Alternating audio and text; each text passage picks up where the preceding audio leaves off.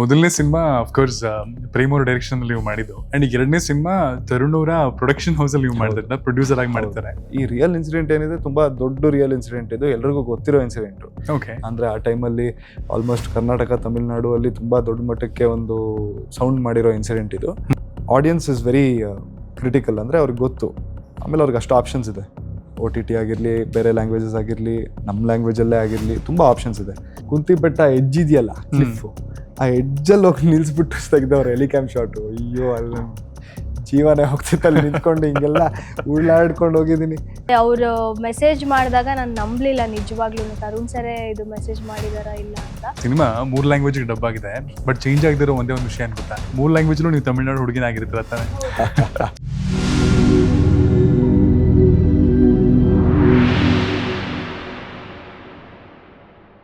Hi, ಎಲ್ರಿಗೂ ನಮಸ್ಕಾರ. ನಾನು ಮನು ಅಂಡ್ ವೆಲ್ಕಮ್ ಟು ಖಡಕ್ ಸಿನಿಮಾ. ಇವತ್ತು ನನ್ನ ಜೊತೆ ನನ್ನ ಶೋ ಅಲ್ಲಿ 7 ಮನೆ ಸಿನಿಮಾ ತಂಡದಿಂದ ಸಿನಿಮಾದ ನಾಯಕರಾಗಿರುವಂತಹ ರಾಣಾ ಅವರಿದ್ದಾರೆ, ಹಾಗೆ ನಾಯಕ ನಟಿ ಆಗಿರುವಂತಹ ಪ್ರಿಯಾಂಕಾ ಆಚಾರ್ ಅವರಿದ್ದಾರೆ. Welcome to show sir. Welcome to show ma'am. Thank you so much. ಚೆನ್ನಾಗಿದ್ದೀನಿ, ನೀವ್ ಹೇಗಿದ್ದೀರಾ? ಬರಾಗಿದ್ದೀನಿ. ಅಂಡ್ 7 ಮಲೆ ಅಂದ ತಕ್ಷಣ ಒಂದು ಆ ಟೀಸರು ಅಥವಾ ಲುಕ್ ಅಂಡ್ ಫೀಲ್ ನೋಡ್ತಾರೆ ಸಿಕ್ಕಾಪಟ್ಟೆ ರೂಟೆಡ್ ಆಗಿ ಕಾಣಿಸ್ತದೆ. ಅಂದ್ರೆ ಎಲ್ಲೋ ಇದು ನಮ್ಮ ಪ್ರಾಂತ್ಯದ, ನಮ್ಮ ಜನಗಳ ಒಂದು ಕತೆ ಅಂತ ಅನ್ನಿಸ್ತದೆ. ಸೊ ಈ ತರದ ಒಂದು ಕತೆ ನಿಮ್ಮನ್ನ ಆರಿಸ್ಕೊಂಡು ಬಂದಾಗ, ಈ ಸಿನಿಮಾದಲ್ಲಿ ನೀವು ಕಾಸ್ಟ್ ಆದಾಗ, what was your first call? ಈ ಸಿನಿಮಾ ಅಲ್ಲಿ ನಾನು ಆಕ್ಟ್ ಮಾಡ್ತಾ ಇರೋದೇ ಒಂದು ಖುಷಿ. ಅದು ಒಂದು 7 ಮಲೆ ಅನ್ನೋದು ಒಂದು ಟೈಟಲ್ ಅಲ್ಲೇ ಒಂದು ಪವರ್ ಇದೆ. ಸೊ ಈ ಒಂದು ಟೈಟಲ್ ಅಲ್ಲಿ ವರ್ಕ್ ಮಾಡ್ತಾ ಇರೋದು ಫಸ್ಟ್ ತುಂಬಾ ಖುಷಿ ಇದೆ. ಅಂಡ್ ಈ 7 ಮಲೆ ಸಿನಿಮಾ ಟೈಟಲ್ಗಿಂತ ಮೊದಲು ನನಗೆ ಇದು ಗೊತ್ತಿರ್ಲಿಲ್ಲ ಈ ತರ ಟೈಟಲ್ ಇರುತ್ತೆ ಅಂತ. ಅದಕ್ಕಿಂತ ಮುಂಚೆನೆ ಈ ಸ್ಟೋರಿ ಕೇಳಿದಾಗ ತುಂಬಾ ಖುಷಿ ಆಯ್ತು. ಅಂಡ್ ಇವತ್ತಿನ ದಿನಗಳಲ್ಲಿ ತುಂಬಾ ಚೆನ್ನಾಗಿ ಆಗ್ತಾ ಇದೆ ಸಿನಿಮಾಗಳು. ಈಗ ಬರ್ತಾ ಇರೋ ಒಂದು 6 ತಿಂಗಳಿಂದ ಕನ್ನಡ ಇಂಡಸ್ಟ್ರಿಯಲ್ಲಿ ಒಳ್ಳೊಳ್ಳೆ ಸಿನಿಮಾಗಳು ಬರ್ತಾ ಇದೆ, ಒಳ್ಳೊಳ್ಳೆ ಕಂಟೆಂಟ್ಗಳು ಕೊಡ್ತಾ ಇದ್ದಾರೆ. ಸೊ ನಮ್ಮ ಸಿನಿಮಾನು ಅದೇ ತರ ಇರೋದ್ರಿಂದ ಅಂಡ್ ತುಂಬಾ ಖುಷಿ ಆಗತ್ತೆ ಸರ್, ಇಷ್ಟು ಒಳ್ಳೆ ಕಂಟೆಂಟ್ ಸಿನಿಮಾ ನನಗೆ ಸಿಕ್ಕಿರೋದು. ಯಾವ ತರ ಅನ್ಕೊಂಡಿದ್ರ? ಅಂದ್ರೆ ಮಹಾನಟಿನಲ್ಲಿ ಜಡ್ಜ್ ಆಗಿದ್ರು, ಮುಂದೊಂದ್ ದಿನ ಇವ್ರದೇ ಪ್ರೊಡಕ್ಷನ್ ಹೌಸ್ ಅಲ್ಲಿ ನಾನು ಸಿನಿಮಾ ಮಾಡ್ತೀನಿ ಅಂತ ಅನ್ಕೊಂಡಿರ್ಲಿಲ್ಲ, ಬಟ್ ಮ್ಯಾನಿಫೆಸ್ಟ್ ಮಾಡ್ತಾ ಇದ್ದೆ. ತರುಣ್ ಸರ್ ಮೂವಿಯಲ್ಲಿ ಯಾವ್ದಾದ್ರು ಒಂದು ರೋಲ್ ಕ್ಯಾರೆಕ್ಟರ್ ಸಿಕ್ಕಿದ್ರೆ ಸಾಕು. ಅಂಡ್ ಅದೇ ಅವರು ಮೆಸೇಜ್ ಮಾಡಿದಾಗ ನಾನು ನಂಬಲಿಲ್ಲ ನಿಜವಾಗ್ಲೂ, ತರುಣ್ ಸರೇ ಇದು ಮೆಸೇಜ್ ಮಾಡಿದಾರ ಇಲ್ಲ ಅಂತ. ಅಂಡ್ ನಾನೇನು ಎಕ್ಸ್ಪೆಕ್ಟ್ ಮಾಡಿರ್ಲಿಲ್ಲ ಲೈಫಲ್ಲಿ. ಈವನ್ ಮಹಾನಟಿನೂ ನಾನು ಎಕ್ಸ್ಪೆಕ್ಟ್ ಮಾಡಿರ್ಲಿಲ್ಲ. ಎಲ್ಲ ತಾನೇ ಆಗ್ತಾ ಇದೆ ಅಂಡ್ ಒಳ್ಳೇದಾಗ್ತಾ ಇದೆ. ಸೊ ಇವಾಗ ಒಳ್ಳೆ ಇಷ್ಟು ದಿನ ನಾನು ಯಾವ ರೂಟಲ್ಲಿ ಹೋಗ್ಬೇಕು, ಮಹಾನಟಿ ಆದ್ಮೇಲೆ ಸುಮಾರು ಸಿನಿಮಾಗಳು ಬಂತು. ಅಂಡ್ ಯಾವ್ದು ಚೂಸ್ ಮಾಡ್ಬೇಕು, ಯಾವ್ದು ಪಿಕ್ ಮಾಡಬೇಕು, ಇದೆಲ್ಲ ಐಡಿಯಾಸ್ಗಳು ಗೊತ್ತಿರಲಿಲ್ಲ. ಇದೆಲ್ಲ ತರುಣ್ ಸರ್ ಇವಾಗ ಗೈಡ್ ಮಾಡ್ತಿದ್ದಾರೆ. ಅಂಡ್ ಯಾವ ಕ್ಯಾರೆಕ್ಟರ್ಗಳಿಗೆ ನನಗೆ ಸೂಟ್ ಆಗತ್ತೆ, ಇದು ಪ್ರತಿಯೊಂದು ವಿಷಯದಲ್ಲೂ ತರುಣ್ ಸರ್ ಹೆಲ್ಪ್ ಮಾಡ್ತಾ ಇದ್ದಾರೆ. ಒಂದೊಳ್ಳೆ well wisher. Nice. And sir, ನೀವು 7 ಮಲೆ ಕತೆನ ಫಸ್ಟ್ ಟೈಮ್ ಕೇಳಿದ ತಕ್ಷಣ on top of your mind ಹೇಗೆ ಅನಿಸ್ತು? ಅಂಡ್ ಹರೀಶ್ನಾಗಿ ನೀವಾಗೋದಕ್ಕೆ, ಬಿಕಾಸ್ ಏಕಲವ್ಯ ಆದ್ಮೇಲೆ ಸುಮಾರು ಟೈಮ್ ನಂತರ ಈ ಸಿನಿಮಾ ನೀವು ಮಾಡ್ತಾ ಇರೋದು. ಸೊ ಫಸ್ಟ್ ಟೈಮ್ ಕೇಳಿದ ತಕ್ಷಣ ವಾಟ್ ವಾಸ್ ಯುವರ್ ಕಾಲ್? ಅಲ್ಲ, ನನಗೆ ಏಕಲವ್ಯ ಆದಮೇಲೆ ಇನ್ಫ್ಯಾಕ್ಟ್ ನಾನು ಅದೇ ಆ ಟೈಮ್ ನಾನು ತೊಗೊಂಡಿದ್ದು, ಬಿಕಾಸ್ ನಾನು ತುಂಬ ಸ್ಕ್ರಿಪ್ಟ್ಗಳು ಕೇಳ್ತಾ ಇದ್ದೆ. ಬಟ್ ನನಗೆ ಕರೆಕ್ಟ್ ಸ್ಕ್ರಿಪ್ಟ್ ಯಾವುದು, ಯಾವ ಥರ ಒಂದು ಹೆಜ್ಜೆ ಇಡಬೇಕು ಅಂತ ನನಗೆ ಒಂಚೂರು ಇದಾಗ್ತಿತ್ತು. ಯಾಕಂದರೆ ಜನರಲಿ ಎಲ್ಲ ಕಮರ್ಷಿಯಲ್ ಸಿನಿಮಾ ಆ ಥರ ಎಲ್ಲ ಬರ್ತಾ ಇತ್ತು. ಆಮೇಲೆ ನಾನು ಒಂದು ನರೇಷನ್ ಕೇಳಿದ್ವಾಗ ಆ್ಯಸ್ ಅನ್ ಆಡಿಯನ್ಸ್ ಕೇಳೋದು. ಸೊ ಅದನ್ನ ಆಡಿಯನ್ಸ್ ರೀತಿಯಲ್ಲಿ ನೋಡಿದ್ವಾಗ ನನಗೆಲ್ಲೋ ಒಂದು ಕಡೆ ಅದು ನನಗೆ ಕನೆಕ್ಟ್ ಆಗ್ತಿರ್ಲಿಲ್ಲ. ಅಂದರೆ ನನಗನ್ಸಿದ್ದೇನೆಂದರೆ, ನಾನು ಒಂದು 2ನೇ ಹೆಜ್ಜೆ ಇಟ್ಟಿದ್ವಾಗ ಅದು ತುಂಬ ರೂಟೆಡ್ ಆಗಿ ಒಂದು ಕ್ಯಾರೆಕ್ಟರ್ ಇರಬೇಕು, ಎಲ್ರಿಗೂ ಹತ್ತಿರವಾದ ಕ್ಯಾರೆಕ್ಟರ್ ಇರಬೇಕು. ಅಂದರೆ ಹತ್ತಿರ ಅಂದರೆ ನೋಡಿದ್ವಾಗ ಎಲ್ರಿಗೂ ಅನಿಸ್ಬೇಕು, ಓಹ್ ಇವನು ನಮ್ಮವನೇ, ನಮ್ಮ ಇಲ್ಲೇ ಎಲ್ಲೋ ನಮ್ಮ ಏರಿಯಾವನೇ, ನಮ್ಮ ಪಕ್ಕದ ಮನೆಯವನು, ಆ ಥರ ಒಂದು ಹುಡುಗ ಥರ ಅನಿಸ್ಬೇಕು ಅಂತ ಒಂದು ಇತ್ತು ನನಗೆ. At the same time of course ನಾನು ಆ್ಯಸ್ ಅನ್ ಆಡಿಯನ್ಸ್ ನೋಡಿದ್ವಾಗ ಒಂದು 2 ಅವರ್ಸ್ದು ನರೇಷನ್ ಏನಿದೆ, at the end of the day audience ಬರೋದು ಎಂಟರ್ಟೈನ್ಮೆಂಟ್ಗೆ. ಸೊ ಅದು ಎಂಟರ್ಟೈನ್ಮೆಂಟ್ ವ್ಯಾಲ್ಯೂ ಏನಿದೆ ಅದು ಇರಬೇಕು, ಎಲ್ಲೂ ಒಂದು ಕಡೆ ಬೋರ್ ಆಗಬಾರ್ದು, ಲ್ಯಾಗ್ ಆಗಬಾರ್ದು ಅಂತ ತುಂಬ ಇತ್ತು ನನಗೆ. ಸೊ ಈ ಸ್ಕ್ರಿಪ್ಟ್ದು ನರೇಷನ್ ನಂಗೆ ಫಸ್ಟ್ ಪುನೀತ್ ರಂಗಸ್ವಾಮಿ ಅವರು ನಮ್ಮ ಡೈರೆಕ್ಟರ್ ಕೊಟ್ಟಿದ್ವಾಗ ನನಗೆ ಅದೆಲ್ಲ ಒಂದು ಫುಲ್ಫಿಲ್ ಆಯಿತು. ಅಂದರೆ ತುಂಬ ಒಂದು ರೂಟೆಡ್ ಕ್ಯಾರೆಕ್ಟ್ರು, ಎಲ್ಲೋ ನಮ್ಮನೆ ಹುಡುಗ, ಆಮೇಲೆ ಒಂದು simple character. At the same time ಆ ಒಂದು ಸ್ಕ್ರಿಪ್ಟ್ ಏನಿದೆ ನಮ್ಮದು 2004 ಬ್ಯಾಕ್ ಡ್ರಾಪಲ್ಲಿ ಒಂದು ರಿಯಲ್ ಇನ್ಸಿಡೆಂಟ್ನ ಇಟ್ಕೊಂಡು ಮಾಡಿರೋ ಕತೆ. ಸೊ ಆ ಒಂದು ರಿಯಲ್ ಇನ್ಸಿಡೆಂಟ್ನ ಇಟ್ಕೊಂಡು ಮಾಡಿರುವಾಗ ಅದು ಥ್ರಿಲ್ಲರ್ ಎಲಿಮೆಂಟ್ ಅಲ್ಲೇ ನಮಗೆ ಅದು ಆ್ಯಡ್ ಆಗಿದ್ದು ಆ್ಯಕ್ಚುಲಿ. ಅದರಲ್ಲಿ ಮೇನ್ ನಮ್ಮ ಕೋರ್ ಇರೋದು ಒಂದು ಲವ್ ಸ್ಟೋರಿ. ಸೊ ಆ love story with thriller element ತುಂಬ ಹೊಸಾದ್ ಅನಿಸ್ತು ನನಗೆ. ಅಂದರೆ ಒಂದು ಹೊಸದೇನೋ ಹೇಳಕ್ ಹೊರಟಿದ್ದೀವಿ ಥರ ಅನಿಸ್ತು. ಅಂದರೆ ಈ ರಿಯಲ್ ಇನ್ಸಿಡೆಂಟ್ ಏನಿದೆ ತುಂಬ ದೊಡ್ಡ ರಿಯಲ್ ಇನ್ಸಿಡೆಂಟ್ ಇದು, ಎಲ್ರಿಗೂ ಗೊತ್ತಿರೋ ಇನ್ಸಿಡೆಂಟು. ಓಕೆ. ಅಂದರೆ ಆ ಟೈಮಲ್ಲಿ ಆಲ್ಮೋಸ್ಟ್ ಕರ್ನಾಟಕ ತಮಿಳ್ನಾಡು ಅಲ್ಲಿ ತುಂಬ ದೊಡ್ಡ ಮಟ್ಟಕ್ಕೆ ಒಂದು ಸೌಂಡ್ ಮಾಡಿರೋ ಇನ್ಸಿಡೆಂಟ್ ಇದು. ಈ ಒಂದು ರಿಯಲ್ ಇನ್ಸಿಡೆಂಟ್ ನಡೆಯುವಾಗ ರೇವತಿ ಮತ್ತೆ ಹರೀಶ ಇವರಿಬ್ರು ಕ್ಯಾರೆಕ್ಟರ್ಸ್ದು ಏನು ಸ್ಟೋರಿ ನಡೀತಾ ಇದೆ ಅದನ್ನ ತೋರ್ಸಕ್ ಹೋಗಿದ್ದೀವಿ. ಸೊ ನಮ್ಮ ಲವ್ ಸ್ಟೋರಿ ಆ ರಿಯಲ್ ಇನ್ಸಿಡೆಂಟ್ ನಡುವೆ ನಡೆಯುತ್ತೆ. ಸೊ ದಟ್ ವಾಸ್ ನ್ಯೂ, ತುಂಬ ಹೊಸದಾಗಿತ್ತು ಆ್ಯಂಡ್ ಎಲ್ರಿಗೂ ಕನೆಕ್ಟ್ ಆಗುತ್ತೆ ಅಂತ ಅನಿಸ್ತು. Because first of all love story ಅಂದರೆ ಕನೆಕ್ಟ್ ಆಗುತ್ತೆ. ಆ ರಿಯಲ್ ಇನ್ಸಿಡೆಂಟು ತುಂಬ ಒಂದು ಮಟ್ಟಕ್ಕೆ ಸೌಂಡ್ ಮಾಡಿರೋ ಇನ್ಸಿಡೆಂಟು, ಅದು ಕನೆಕ್ಟ್ ಆಗುತ್ತೆ. ಸೊ ಎರಡೂ ಈ ರೀತಿ ಕನೆಕ್ಟ್ ಆಗಿ, ಅದು ನಮ್ಮದು ಡೈರೆಕ್ಟ್ರಿ ಬರೆದಿರೋ ಪ್ಲೇ ಹೆಂಗಿದೆ ಅಂದರೆ ಈ ಕಥೆದು ತುಂಬ ಫಾಸ್ಟ್ ಪೇಸ್ಟ್ ಇದೆ. ಅದಕ್ಕೆ ಥ್ರಿಲ್ಲರ್ ಜಾನರಿಗೆ ಆಲ್ಮೋಸ್ಟ್ ಬರೋದು. ಸೊ ಅದಕ್ಕೆ ರೊಮ್ಯಾಂಟಿಕ್ ಥ್ರಿಲ್ಲರ್ ಅಂತ, ಬಿಕಾಸ್ ಅದು ಅಷ್ಟು ಫಾಸ್ಟ್ ಆಗಿದೆ ಅದು ಕತೆ. ಎಲ್ಲೂ ಒಂದು ಕಡೆ ನಿಮಗೆ ಒಂಚೂರು ಬೋರ್ ಮಾಡಿಸೋದಾಗಿರಲಿ, ಲ್ಯಾಗ್ ಆಗೋದಾಗಿರಲಿ ಅದೆಲ್ಲೂ ಅನ್ಸಲ್ಲ ನೋಡುವಾಗ. ಎಡಿಟ್ ಹಂಗಿದೆ. So edge of the seat ಥ್ರಿಲ್ಲರೇ ಅನ್ಬೋದು. ಅಂದರೆ ಆ ಥರ ಏನು ವಾಟ್ ನೆಕ್ಸ್ಟ್ ಪಟ್ ಅಂತ ಹೋಗ್ತಾ ಇರುತ್ತದು. ಸೊ ಆ ಒಂದು ನರೇಷನ್ ಕೇಳಿದ್ವಾಗ I thought as this is the perfect step ಅಂತ ಅನಿಸ್ತು ನನಗೆ. ಅಟ್ ದ ಸೇಮ್ ಟೈಮ್ ಇದನ್ನ ಅಫ್ಕೋರ್ಸ್ ತರುಣ್ ಸರ್ ಬ್ಯಾಕ್ ಮಾಡ್ತಾಯಿದ್ರು ಈ ಒಂದು ಇದನ್ನು. So really happy. I think ಇಷ್ಟು ಕಾದಿ ಮಾಡಿದ್ದಕ್ಕೆ ಎಲ್ಲೋ ಒಂದು ಕಡೆ ಒಂದು ಕರೆಕ್ಟ್ ಸ್ಟೆಪ್ ತೊಗೊಂಡಿದ್ದೀನಿ ಅಂತ ಅನಿಸ್ತಾ ಇದೆ. ಓಕೆ. ಆ್ಯಂಡ್ ಮೊದಲನೇ ಸಿನಿಮಾ ಅಫ್ಕೋರ್ಸ್ ಪ್ರೇಮ್ ಅವ್ರ ಡೈರೆಕ್ಷನಲ್ಲಿ ನೀವು ಮಾಡಿದ್ದು, ಆ್ಯಂಡ್ ಈಗ ಎರಡನೇ ಸಿನಿಮಾ ತರುಣ್ ಅವರ ಪ್ರೊಡಕ್ಷನ್ ಹೌಸಲ್ಲಿ ನೀವು ಮಾಡ್ತಾರೆ, ಪ್ರೊಡ್ಯೂಸರ್ ಆಗಿ ಮಾಡ್ತಾರೆ. ಅಂದರೆ ಇಬ್ರು one of the major directors in KFI. So ಎಷ್ಟು ಫಾರ್ಚುನೇಟ್ ಅಂತ ಅನ್ಸುತ್ತೆ. ಏಕಲವ್ಯ ಆದಮೇಲೆ ತುಂಬ ಸ್ಕ್ರಿಪ್ಟ್ಗಳು ಬಂತು, ಎಲ್ಲ ಕಮರ್ಷಿಯಲ್ ಅಂದ್ಕೊಂಡೇ ಬರೋದು. ಅಂದರೆ ಹೊಡೆದಾಟ ಅಥವಾ ಜಸ್ಟ್ ಒಂದು ಲವ್ ಸ್ಟೋರಿ ಆ ಥರ, ಜಸ್ಟ್ ಓವರ್ ಆಲ್ ಒಂದು ಕಮರ್ಷಿಯಲ್ ಸಿನಿಮಾ ಥರನೇ ಬರೋದು ನನಗೆ. ಅದು ನನಗೆ ಕನೆಕ್ಟ್ ಆಗ್ತಾ ಇರಲಿಲ್ಲ. ನನಗೆ ಕನೆಕ್ಟ್ ಆಗಿರ್ಲಿದ್ದಾಗ ಹೆಂಗೆ ನಾಳೆ ಆಡಿಯನ್ಸ್ ಹೆಂಗೆ ರಿಸೀವ್ ಮಾಡುತ್ತೆ ಅಂತ ನನಗೂ ಡೌಟ್ ಇತ್ತು. ಅದಕ್ಕೆ ನಾನು ತುಂಬ ಟೈಮ್ ಹಿಡಿತಾ ಇದ್ದೆ ಟು ಡೂ. ಯಾಕಂದರೆ ಇವತ್ತು ಹೆಂಗಿದೆ ಅಂದರೆ ಆಡಿಯನ್ಸ್ ಇಸ್ ವೆರಿ ಕ್ರಿಟಿಕಲ್. ಅಂದರೆ ಅವ್ರಿಗೆ ಗೊತ್ತು, ಆಮೇಲೆ ಅವ್ರಿಗೆ ಅಷ್ಟು ಆಪ್ಷನ್ಸ್ ಇದೆ. OTT ಆಗಿರಲಿ, ಬೇರೆ ಲ್ಯಾಂಗ್ವೇಜಸ್ ಆಗಿರಲಿ, ನಮ್ಮ ಲ್ಯಾಂಗ್ವೇಜಲ್ಲೇ ಆಗಿರಲಿ, ತುಂಬ ಆಪ್ಷನ್ಸ್ ಇದೆ. ಸೊ ಓನ್ಲಿ ಗುಡ್ ಕಾಂಟೆಂಟ್, ಒಳ್ಳೆ ಕಾಂಟೆಂಟ್ ಇರೋ ಸಿನಿಮಾಗಳಿಗೆ ಒಂದು ವ್ಯಾಲ್ಯೂ ಸಿಗ್ತಾ ಇದೆ ಇವತ್ತು. ನೀವೇ ಅದನ್ನ ಬಿಗಿನಿಂಗಲ್ಲೂ ಹೇಳಿದ್ರಿ. ಸೊ ಅದನ್ನು ನನ್ನ ಮೈಂಡಲ್ಲಿ ತುಂಬ ಇತ್ತು. ಸೊ ಓಕೆ, ಇವಾಗ ನಾನು ಮಾಡಿದ್ರೆ ಈ ಥರ ಒಂದು ಒಳ್ಳೆ ಕಾಂಟೆಂಟ್ ಇರೋದೇ ಇರಬೇಕಂತ ಇತ್ತು.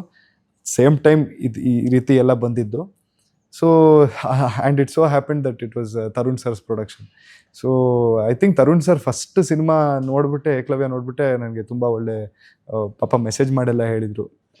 Very well done Rana, long way to go ಅಂತ ಹಾಕಿದರು. But I never knew that second cinema ಅವ್ರ ಪ್ರೊಡಕ್ಷನ್ ಕಡೆಯಿಂದನೇ ಒಂದು ಅವಕಾಶ ಸಿಗುತ್ತೆ ಅಂತ, which was again I was very fortunate, ಒಂದು ಅದೃಷ್ಟ ಅಂತಲೇ ಹೇಳ್ಬೋದು. So lucky. ಆ್ಯಂಡ್ ನೀವು ಮಹಾನಟಿ ವಿನ್ನರ್ ಆಗಿದ್ರಿ. ಅಂದರೆ ಸ್ಮಾಲ್ ಸ್ಕ್ರೀನಲ್ಲಿ ಸಿಕ್ಕಾಬಿಟ್ಟೆ ಜನಗಳ ಮನಸ್ಸನ್ನ ಗೆದ್ದಿದ್ರಿ. ಆ್ಯಂಡ್ ಮೊದಲನೇ ಸಿನಿಮಾ ಅಂದಾಗ ಇಟ್ಸ್ ವೆರಿ ಇಂಪಾರ್ಟೆಂಟ್ ಒಬ್ಬ ಆ್ಯಕ್ಟ್ರೆಸ್ಗೆ, ಬಿಕಾಸ್ ಅದರಿಂದ ನಿಮ್ಮ ಫ್ಯೂಚರ್ ಕೂಡ ಹಾಗೆ ಸ್ಟಿಚ್ ಆಗ್ತಾ ಹೋಗುತ್ತೆ. ಸೊ ಮೊದಲನೇ ಸಿನಿಮಾ ಅದು ತರುಣ್ ಸರ್ ಪ್ರೊಡಕ್ಷನ್ ಹೌಸ್ ಒಂದು ಕಡೆ ಆದರೆ 3 ಲ್ಯಾಂಗ್ವೇಜ್ಗಳಲ್ಲಿ ಸಿನಿಮಾ ರಿಲೀಸ್ ಆಗ್ತದೆ, Kannada, Telugu, Tamil. And Elumale it's gonna be special to you. So ಇದು ಗೊತ್ತಿತ್ತಾ ನಿಮಗೆ 3 ಲ್ಯಾಂಗ್ವೇಜಲ್ಲಿ ಸಿನಿಮಾ ರಿಲೀಸ್ ಆಗ್ತದೆ, ಈ ಥರ ಆಗ್ತದೆ ಅಂತೆಲ್ಲ? ಇಲ್ಲ ಸರ್, ಗೊತ್ತಿರಲಿಲ್ಲ. ಫಸ್ಟ್ ತರುಣ್ ಸರ್ ಇದು ಸ್ಟೋರಿ ಕೇಳಕ್ ಕರೆದಾಗ ಗೊತ್ತಿರಲಿಲ್ಲ. ಒಂದೊಳ್ಳೆ ಅಂದ್ರೆ ನನ್ನ ಅವರು ಪ್ರೊಡಕ್ಷನ್ ಅಲ್ಲಿ ಮಾಡಕ್ ಕರಿತಾ ಇದಾರೆ ಅಂದ್ರೆ ಓಕೆ, ಒಂದೊಳ್ಳೆ ಪಾತ್ರನೇ ಇರುತ್ತೆ ಅನ್ನೋದು ಗೊತ್ತಿತ್ತು. ಬಟ್ ಈ ತರ ಡೆಬ್ಯೂ ಕ್ಯಾರೆಕ್ಟರ್ಗೆ ಅಂಡ್ ಡೆಬ್ಯೂ ಸಿನಿಮಾ ಆಗತ್ತೆ ನಂದು ಅಂತ ಗೊತ್ತಿರ್ಲಿಲ್ಲ. ಅದ್ ನೋಡಿದಾಗ ಓಕೆ, ಅದಾದ್ಮೇಲೆ ಪುನೀತ್ ಸರ್ ಜೊತೆ ಮಾತಾಡಿ ಅವ್ರು ನನಗೆ ಸ್ಟೋರಿ ಹೇಳಿ ಇದೆಲ್ಲ ಫೈನಲ್ ಆದ್ಮೇಲೆ ಗೊತ್ತಾಗಿತ್ತು ತಮಿಳ್, ತೆಲುಗು, ಕನ್ನಡ 3 ಲ್ಯಾಂಗ್ವೇಜ್ ಅಲ್ಲಿ ರಿಲೀಸ್ ಆಗತ್ತೆ ಅಂತ. ಇದರಿಂದ ಖುಷಿ ಆಯ್ತು ಸರ್. ಯಾಕಂದ್ರೆ ಕೆರಿಯರ್ ಅಲ್ಲಿ ಅದೇ ಅಲ್ವಾ ಬೇಕಾಗಿರೋದು ಮೇನ್ ಆಗಿ. ಇವಾಗ ಒಂದೊಳ್ಳೆ ಪ್ರೊಡಕ್ಷನ್ ಇಂದ, ಒಂದೊಳ್ಳೆ ಬ್ಯಾನರ್ ಇಂದ ಒಂದು ಸಿನಿಮಾ ಅಂತ ಬಂದ್ರೆ ಅದರಿಂದ ತುಂಬಾ ಜನ ಗೊತ್ತಾಗತ್ತೆ. ಇದು ಕನ್ನಡ ಇಂಡಸ್ಟ್ರಿ ಅಂತ ಅಲ್ಲದೆ ಬೇರೆ ಬೇರೆ ಇಂಡಸ್ಟ್ರಿಗಳಿಗೆ ಗೊತ್ತಾಗತ್ತೆ ಈ ತರ ಒಂದು ಒಳ್ಳೆ ಬ್ಯಾನರ್, ಬಿಗ್ ಬ್ಯಾನರ್ ಅಂತ ಬಂದ ತಕ್ಷಣ. ಸಿನಿಮಾ ಸ್ಟೇಜ್ ಆಗಿರೋದು 2000 ಇಸ್ವಿನಲ್ಲಿ, ಆ ಟೈಮಲ್ಲಿ ನಡೆಯುತ್ತೆ. ಅಂಡ್ ಆ ಟೈಮ್ ಅಂತ ಬಂದ ತಕ್ಷಣ ಅದ್ರ ಅಥೆಂಟಿಸಿಟಿ, ಲುಕ್ ಅಂಡ್ ಫೀಲು ಎಲ್ಲವೂ ಬದಲಾಗುತ್ತೆ. 25 ವರ್ಷದ ಹಿಂದಕ್ಕೆ ಹೋಗ್ಬೇಕು. ಇವಾಗ ಕಂಪ್ಲೀಟ್ಲಿ ಡಿಫ್ರೆಂಟ್ ಸರ್. ಅಂದ್ರೆ ನೀವ್ ಹೇಳ್ದಾಗೆ ಬಟ್ಟೆಯಿಂದ ಆಗಿರ್ಬೋದು ಅಂಡ್ ಮಾತಾಡೋ ಶೈಲಿ ಪ್ರತಿಯೊಂದು ಬದಲಾಗಿದೆ ಇವಾಗ. ಅಂಡ್ ನಮಗೆ ಈಗಿರೋರಿಗೆ ಅವಾಗಿನ ಬಗ್ಗೆ ಹೇಗಿತ್ತು ಇದ್ರ ಬಗ್ಗೆ ಎಲ್ಲ ಗೊತ್ತಿರಲ್ಲ. ಆ್ಯಂಡ್ 2004 ನಡೆದಿರೋ ಕತೆ ಆಗಿರೋದ್ರಿಂದ ಹೇಗಿರುತ್ತೆ ಆ್ಯಂಡ್ ಇದ್ರ ಬಗ್ಗೆ ಎಲ್ಲ ತಿಳ್ಕೊಳ್ಳೋದಕ್ಕೆ ಎಲ್ರಿಗೂ ಒಂದು ಕ್ಯೂರಿಯಾಸಿಟಿ ಅನ್ನೋದಿರುತ್ತೆ, ತಿಳ್ಕೊಬೇಕು. ಆ್ಯಂಡ್ ಫೋನ್ ಇಲ್ಲದೆ ಇರೋ ಟೈಮಲ್ಲಿ ಆ್ಯಂಡ್ ಅವಾಗ ಆಗ್ತಾನೆ ಫೋನ್ ಬಂದಾಗ ಹೇಗಿರುತ್ತೆ ಜನ ಹೇಗೆ ರಿಯಾಕ್ಟ್ ಮಾಡ್ತಾರೆ, ಲೈಕ್ ಅದೆಲ್ಲ ಇವಾಗ ಕಾಮನ್ ಆಗಿದೆ. ಫೋನ್ ಬಂದಿದೆ, ಇನ್ನೊಂದೇನೋ ಮತ್ತೊಂದು ಬಂದಿದೆ, ಇವಾಗ ತುಂಬ ಟೆಕ್ನಿಕಲಿ ತುಂಬ ಇಂಪ್ರೂವ್ ಆಗಿದೆ. ಲವ್ ಮಾಡೋದು ಸಿಕ್ಕಾಬಿಟ್ಟೆ ಈಸಿ ಈಗ. ಆಗೆಲ್ಲ ಸ್ವಲ್ಪ ನಿಮ್ ಟೀಸರ್ ನೋಡ್ದಂಗೆ ಹೌದು. ಸಿಕ್ಕಾಬಿಟ್ಟೆ ಲ್ಯಾಟ್ರಲ್ಲಿ ಎರಡು ಕಡೆ ಬೇರೆನೆ ಆಡಿಂಗ್ ಟು ಇನ್ನೊಂದೇನಂದ್ರೆ ನಮ್ದು ಒಂದು ನೈಟಲ್ಲಿ ನಡೆಯೋ ಘಟನೆ ಆ ಟೈಮಲ್ಲಿ. ಸೊ ಆ ಒನ್ ನೈಟಲ್ಲಿ ನಡೆಯೋದು ತುಂಬ ರಿಯಲಿಸ್ಟಿಕ್ ಆಗಿ ತೆಗಿಬೇಕು ಅಂತ ಇವ್ರದ್ದು ಇದ್ದಿದ್ದು okay. Main agenda, main thought process ಇದ್ದಿದ್ದೆ ತುಂಬ ರಿಯಾಲಿಟಿ ಆಗೋಣ ಅಂತ. ಅಂದರೆ ಸಾಯಂಕಾಲ ಶುರು ಆದರೆ ಕತೆ ಬೆಳಗಿನ ಜಾವ ಮುಗಿಯುತ್ತೆ. ಸೊ ಆ ಒಂದು ನೈಟಲ್ಲಿ 6 ಗಂಟೆ ಸಾಯಂಕಾಲದಿಂದ ಬೆಳಿಗ್ಗೆ 6 ಗಂಟೆವರೆಗೂ ಏನೇನು ನಡೆಯುತ್ತೆ ಅಂತ ನಾವು ಹೆಂಗಿದೆ ಹಂಗೆ ತೋರಿಸೋಣ. ಜಸ್ಟ್ ಬಿಕಾಸ್ ಲವ್ ಸ್ಟೋರಿ ಅಂತ ಡ್ಯಾನ್ಸ್ ಮಾಡೋದು, ಒಂದು ಸಾಂಗ್ ಹಾಕೋದು, ಸುಮ್ಮನೆ ಏನೋ ಮಾಡೋದು ಅದೆಲ್ಲ ಏನಿಲ್ಲ. ಅವರಿಬ್ಬರು ಕ್ಯಾರೆಕ್ಟರ್ಸ್ ರೇವತಿ ಮತ್ತು ಹರೀಶ ಏನೇನು ಎಕ್ಸ್ಪೀರಿಯನ್ಸ್ ಮಾಡ್ತಾರೋ ನೈಟಲ್ಲಿ ಅಷ್ಟೇ ತೋರಿಸೋಣ ಅಂತ ಇದ್ದಿದ್ದು.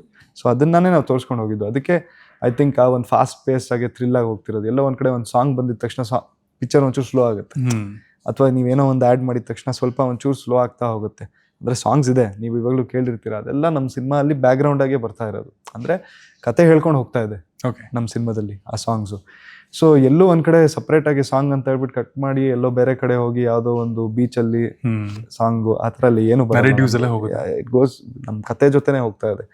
ಸೊ ಅದನ್ನು ನಾವು ಇಟ್ಕೊಂಡು ಹೋಗಿದ್ದು. ಆಮೇಲೆ ಅಫ್ಕೋರ್ಸ್ ನೀವು ಹೇಳಿದ್ರಲ್ಲ, ಲವ್ ಸ್ಟೋರಿ ಅನ್ನೋದು ಆ ಟೈಮಲ್ಲಿ ತುಂಬ ಬೇರೆ ಇತ್ತು ಇವತ್ತಿಗೆ ಕಂಪೇರ್ ಮಾಡಿದ್ರೆ ಅಂತ 100%. ಬಿಕಾಸ್ ಆವಾಗ ನಾವು ಫೋನೆಲ್ಲ ಆವಾಗ ಜಸ್ಟ್ ಬಂದಿತ್ತು, ರಿಲಯನ್ಸ್ದು ಆವಾಗ ಐ ಥಿಂಕ್ 500 ರೂಪೀಸ್ದು ಒಂದು ಫೋನ್ ಬಿಟ್ಟಿದ್ರು.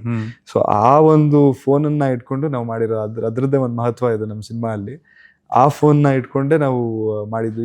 ಇವಾಗಿನ ಕಾಲದಲ್ಲಿ ಸೋಷಿಯಲ್ ಮೀಡಿಯಾ ಅದು ಇದು ಎಲ್ಲ ಇದೆ, ಯೂಟ್ಯೂಬು, ಅವಾಗೇನೂ ಇರಲಿಲ್ಲ. ಅದೇನು ಇಲ್ಲದೆ ನಾವು ಐ ಥಿಂಕ್ ಅದಕ್ಕೆ ನಮ್ದು ಈ ಲವ್ ಸ್ಟೋರಿಯಲ್ಲಿ ಇವತ್ತು ಎಲ್ಲರೂ ಹೇಳ್ತಾರೆ ಇಂಟೆನ್ಸಿಟಿ ಕಾಣಿಸ್ತಾ ಇದೆ. ಟೀಸರ್ ನೋಡಿದ್ರೆ ಆ ಒಂದು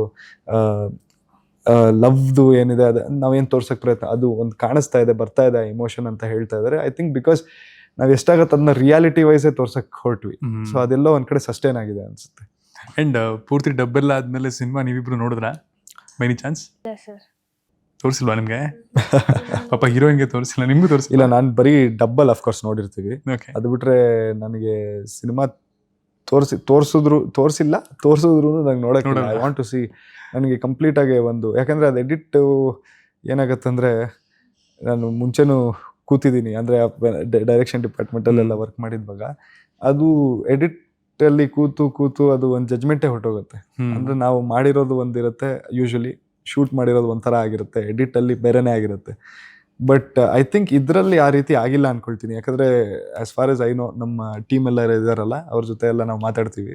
ನಾವು ಅಂದ್ಕೊಂಡಿದ್ದು ಏನಿದೆ ಸ್ಕ್ರಿಪ್ಟು, ಆ ಒಂದು ಸ್ಕ್ರಿಪ್ಟ್ನೇ ನಾವು ಎಷ್ಟಾಗುತ್ತೆ ಅಷ್ಟು ಅಂದರೆ ಆ ಶೂಟ್ ಮಾಡಿದ್ವಾಗಲೂ ಹಾಗೆ ಬಂದಿದೆ ಔಟ್ಪುಟ್ಟು. ದ ಸೇಮ್ ಟೈಮ್ ಎಡಿಟ್ಟು ಹಾಗೆ ಬಂದಿದೆ. ಅಂದರೆ ನಾವು ಡಬ್ಬಿಂಗಲ್ಲಿ ನೋಡಿದ್ರೆ ಅದೊಂದು ಸಿಕ್ಬಿಡುತ್ತಲ್ವಾ ಒಂದು ಫೀಲ್ ಹೆಂಗಿದೆ ಅಂತ. 100% ಆ ಫೀಲ್ ಕ್ಯಾರಿ ಆಗಿದೆ ಸಿನಿಮಾ. ಅಂಡ್ ಆ ಲೋಕಲ್ ಡೈರೆಕ್ಟ್ ಎಲ್ಲ ನೀವು ಪ್ರಾಕ್ಟೀಸ್ ಮಾಡಿ ನೀವೇ ಡಬ್ ಮಾಡಿರೋದಾ? ನಾನು ಬೇಸಿಕ್ಲಿ ಒಬ್ಬ ಯೆಲ್ಲೋ ಬೋರ್ಡ್ ಕಾಲೇಜ್ ಓಡಿಸುವ ಕ್ಯಾಬ್ ಡ್ರೈವರು ಬೇಸಿಕ್ಲಿ. ನಾನು ಮೈಸೂರು ಹುಡುಗ. ಸೊ ನಂದು ಡೈಲೆಕ್ಟ್ ಬರೋದು ನಾರ್ಮಲ್ ಮೈಸೂರು ಕನ್ನಡನೇ ಬರುತ್ತೆ ನನಗೆ. ಬಟ್ ನಾವು ಟ್ರಾವೆಲ್ ಆಗೋದು ಥ್ರೂ ಚಾಮರಾಜನಗರ ಆ್ಯಂಡ್ ನಿಮಗೆ ಕೊಳ್ಳೇಗಾಲ ಸೈಡು, ಮಾದೇಶ್ವರ ಬೆಟ್ಟ ಅಲ್ಲೆಲ್ಲ ಬರುತ್ತೆ. ಸೊ ಆ ಒಂದು ಪ್ರಾಂತ್ಯದಲ್ಲಿ ಇರೋ ಕ್ಯಾರೆಕ್ಟರ್ಸ್ ಯಾರಿದ್ದಾರೆ ಅವರೆಲ್ಲ ಅದನ್ನ ಪ್ಲೇ ಮಾಡಿದ್ದಾರೆ. ಇವ್ರು ತಮಿಳ್ನಾಡು ಹುಡುಗಿ. ಸೊ ಇವ್ರಿಗೆ ಆ ಒಂದು ಸೇಲಮ್ಮು ಆ ಏರಿಯಾ ಅಲ್ಲಿರೋ, ಅಂದರೆ ಬಟ್ ಅದು ಬಾರ್ಡರಲ್ಲಿ ಬರೋದ್ರಿಂದ ಇವ್ರು ಕನ್ನಡನೂ ಬರುತ್ತೆ. ಆಮೇಲೆ ನಾವು ಅಫ್ಕೋರ್ಸ್ ಅದಕ್ಕೊಂದು ಬ್ಯಾಕ್ ಸ್ಟೋರಿ ಇಟ್ಕೊಂಡಿದ್ವಿ ನಮ್ಮ ಇದಕ್ಕೆ, ಬಟ್ ಅದನ್ನ ನಾವು ಸಿನಿಮಾಲ್ಲಿ ತೋರಿಸಿಲ್ಲ. ಇವ್ರು ಮೈಸೂರಿಗೆ ಬಂದಿರ್ತಾರೆ ಕಾಲೇಜು ಓದೋಕ್ಕೆ, ಆ ಥರ ನಮ್ದು ಅದು ಒಂದು. ಸೊ ಅವ್ರಿಗೆ ಕನ್ನಡನೂ ಬರುತ್ತೆ, ಬಟ್ ಬೇಸಿಕ್ಲಿ ತಮಿಳ್ ಹುಡುಗಿ. ಸೊ ಇವ್ರಿಗೂ ತಮಿಳ್ದು ಆ ಒಂದು ಸ್ಲ್ಯಾಂಗ್ ಇರುತ್ತೆ. ಸೊ ಅದಕ್ಕೆ ನಮ್ಮದು ನೀವು ಪೋಸ್ಟರೆಲ್ಲ ನೋಡಿದ್ರೆ ಕರ್ನಾಟಕ ಮತ್ತು ತಮಿಳ್ನಾಡುದು ಮ್ಯಾಪು ಇದ್ದು ನಾವು ಇದ್ದೀವಿ ಅಲ್ಲಿ. ಸೊ ನಮ್ಮ ಕಥೆನೂ ಅಷ್ಟೇ, ಕರ್ನಾಟಕ ತಮಿಳ್ನಾಡುನ ತುಂಬ ಲಿಂಕ್ ಮಾಡೋದು. ಆ ಇನ್ಸಿಡೆಂಟ್ ಏನು ಹೇಳಿದೆ, real incident. Karnataka Tamil Nadu I think ಆ ಟೈಮಲ್ಲಿ ಆಲ್ಮೋಸ್ಟ್ ಎರಡು ಗವರ್ಮೆಂಟ್ ಶೇಕ್ ಆಗಿರೋ ಥರ ಇನ್ಸಿಡೆಂಟು. ಆ್ಯಂಡ್ ಅಫ್ಕೋರ್ಸ್ ಕಂಪ್ಲೀಟ್ ಇಂಡಿಯಾಕ್ಕೆ ಗೊತ್ತಿರೋ ಇನ್ಸಿಡೆಂಟ್ ಅದು. ಸೊ ಅದನ್ನ ಇಟ್ಕೊಂಡು ಮಾಡಿರೋದು ನಾವು. ಓಕೆ. ಆ್ಯಂಡ್ ಸಿನಿಮಾ 3 ಲ್ಯಾಂಗ್ವೇಜಿಗೆ ಡಬ್ ಆಗಿದೆ, ಬಟ್ ಚೇಂಜ್ ಆಗದಿರೋ ಒಂದೇ ಒಂದು ವಿಷಯ ಏನು ಗೊತ್ತಾ? 3 ಲ್ಯಾಂಗ್ವೇಜ್ಲೂ ನೀವು ತಮಿಳ್ನಾಡು ಹುಡುಗಿನ ಆಗಿರ್ತೀರ ತಾನೆ? ತಮಿಳಲ್ಲೇ ಮಾತಾಡಿರ್ತಾರೆ ಪ್ರಾಬಬ್ಲಿ. ಬಿಕಾಸ್ ತೆಲುಗುನಲ್ಲಿ ಕನ್ನಡನ ತೆಲುಗು ಮಾಡ್ಬೋದು, ಬಟ್ ಮೋಸ್ಟ್ಲಿ ತಮಿಳ್. ಹೌದು, ಕನ್ನಡದಲ್ಲೂ ಅಷ್ಟೇ, ತಮಿಳ್ ಲ್ಯಾಂಗ್ವೇಜೇ ಬರುತ್ತೆ. ಈಗ ನಮ್ಮ ಚಾನಲ್ ಹೆಸರು ಖಡಕ್ ಸಿನಿಮಾ ಅಂತಲ್ವಾ, ಒಂದು ಖಡಕ್ ಮೂಮೆಂಟ್ ಇದೆ. ಈಗ ಶೂಟಿಂಗ್ ಎಲ್ಲ ಮುಗಿದ್ಬಿಟ್ಟಿದೆ, ಈಗಲೂ ನಾನು ನೆನ್ಸ್ಕೊಂಡ್ರೆ ಏಳು ಮಲೆ ಸಿನಿಮಾದಲ್ಲಿ ಯಪ್ಪ ಏನ್ ಗುರೋದು ಅಂತ ಅನ್ಸುತ್ತಲ್ಲ, ಒಂದು ಖಡಕ್ ಮೂಮೆಂಟು. ಆ ಥರದ್ದು ಯಾವ್ದು ಮೂಮೆಂಟು ನಿಮ್ಗೆ ಪದೇ ಪದೇ ನೆನಪಾಗ್ತಿರುತ್ತೆ ಅಂತಂದ್ರೆ? ನನಗೆ ಮಲ್ಟಿಪಲ್ ಇದೆ ಆಕ್ಚುಲಿ. ಒಂದು ಕ್ಲೈಮ್ಯಾಕ್ಸ್ ಆಫ್ ಕೋರ್ಸ್, ಅದು ಹೈ ಆನ್ ಇಮೋಷನ್ಸ್, ಅದು ಜ್ಞಾಪಕ ಬರುತ್ತೆ. ಅದು ಬಿಟ್ರೆ ಒಂದು ಪ್ಯಾಚ್ ವರ್ಕ್ ಇತ್ತು ರೀಸೆಂಟ್ ಆಗಿ ಹೋಗಿ ಶೂಟ್ ಮಾಡೋದು. ಅದು ನನಗೆ ತುಂಬಾ ಕುಂತಿ ಬೆಟ್ಟಾಗಿ ಹೋಗಿದ್ವಿ, ಇಲ್ಲೇ ಪಾಂಡವಪುರ ಹತ್ರ ಹೋಗ್ಬಿಟ್ಟು ಶೂಟ್ ಮಾಡಿದ್ವಿ. ಅಲ್ಲಿ ಇವ್ರು ಪ್ಯಾಚ್ ವರ್ಕ್ ಅನ್ಕೊಂಡು ಕುಂತಿ ಬೆಟ್ಟ ಎಡ್ಜ್ ಇದೆಯಲ್ಲ ಕ್ಲಿಫ್, ಆ ಎಡ್ಜಲ್ಲಿ ಹೋಗಿ ನಿಲ್ಸ್ಬಿಟ್ಟು ತೆಗ್ದವ್ರು ಹೆಲಿಕ್ಯಾಮ್ ಶಾಟು. ಅಯ್ಯೋ, ಅಲ್ಲಿ ಜೀವನೇ ಹೋಗ್ತಿತ್ತು ಅಲ್ಲಿ ನಿಂತ್ಕೊಂಡು, ಹಿಂಗೆಲ್ಲ ಉಳ್ಳಾಡ್ಕೊಂಡು ಹೋಗಿದ್ದೀನಿ. ಹೆಂಗೋ ನಿಂತಿದ್ದೀನಿ ಅಲ್ಲಿ. ಬಟ್ ಫೈನಲ್ ನೋಡಿದ್ಮೇಲೆ ಖುಷಿನಾ? ಫೈನಲ್ ನೋಡಿದ್ಮೇಲೆ ನಾನು ಜಸ್ಟ್ ನೋಡಿದೆ ಒಂದ್ 2-3 ಅವ್ರು ಯಾವ ಶಾರ್ಟ್ ಇಟ್ಟಿಯಾರ ಗೊತ್ತಿಲ್ಲ, ಹೋಪ್ಫುಲಿ ಒಳ್ಳೆ ಶಾರ್ಟ್ಸ್ ಇಟ್ಟಿದ್ದಾರೆ. ಬಟ್ ಸಕ್ಕದ್ ಭಯ ಪಟ್ಟು ತುಂಬಾ ಕಷ್ಟಪಟ್ಟು ಹೋಗಿ ನಿಂತ್ಕೊಂಡು ಬರೀ ದೇವ್ರನ್ನ ನೆನ್ಸ್ಕೊಳ್ತಿದ್ದೆ. ಇದು ಆಕ್ಚುಲಿ ಲಿಟರಲ್ ಖಡಕ್ ಮೂಮೆಂಟ್. ಹೌದು, ನನಗಂತೂ ಅದೇ ಒಂಥರ, ಅದು ನನಗೆ ತುಂಬಾ ಇವಾಗ ಯೋಚನೆ ಮಾಡಿದ್ರೆ ಅದು ಬರುತ್ತೆ.